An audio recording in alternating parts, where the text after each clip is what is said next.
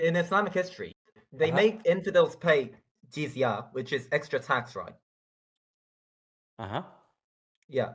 So what's Extra your take on tax? that, firstly? It's not extra tax. Well, it is a tax on infidels, isn't it? No, do you know what the jizya is? Yeah, Christians have to pay it, Jews have to pay it, other religions have Where's to the pay it. jizya? That's not that you're saying who should pay the jizya. You're not saying what the jizya is. What is the jizya? It's a tax. That's what I'm saying. What kind of tax and why is it applied? It is a tax levied on infidels, right?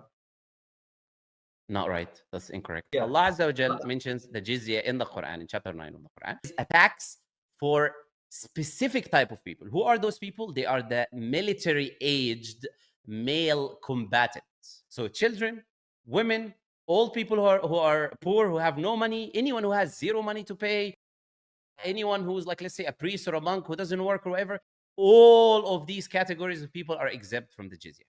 The people who are not exempt from the jizya are the military-aged male combatants. Why do they pay the tax? They pay the tax because in return of that tax, it's a tax of protection. So if a war happens, Muslims will go and fight and die for those non-Muslims who will be safely in the Muslim land while Muslims are fighting on their behalf to protect them.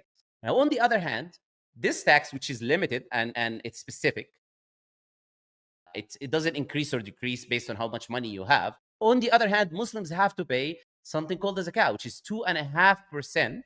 The jizya can be 1 dinar, 2 dinar, 3 dinar, 4, depending on the school of thought of the judge that is going to apply the jizya and the Islamic ruling, which is very, very small amount of money. Now, Muslims, on the other hand, have to pay 2.5% of their wealth yearly, and this 2.5% is dependent on your wealth. If you have a lot of money, it'd be 2.5%. It can be millions. Now, it fluctuates and it can be different based on the amount of savings and money that you have as a person. On the other hand, the non-Muslim who's living, a woman doesn't need to pay the jizya. A child doesn't need to pay the jizya. An old, poor man doesn't need to pay the jizya. All of these people don't need anything. Now, on the other hand, the military-age combatant are going to pay it, so they don't need to fight. But Muslims are going to pay 2.5% of their wealth. Not only that, they're going to fight also. So it's not only that they're paying 2.5% of zakah, which is going to the Baitul Mal, which is the house of money, the house of the state affairs to improve the state, which the non-Muslim who's living there is also benefiting from. The Muslims are not only paying that money, they're also fighting when war happens. So there is nothing more beautiful, I would say, than jizya. And that's why the Jewish people, for example, who were running away from Christians like yourself from the Crusades, and they went to Morocco and they begged, said, please let us pay the jizya, because the jizya is a very small amount of money. The only military-age combatants will pay, and take us in and protect us from those Crusades who want to chop our heads off with words of, oh, we love everyone and peace and love and whatever.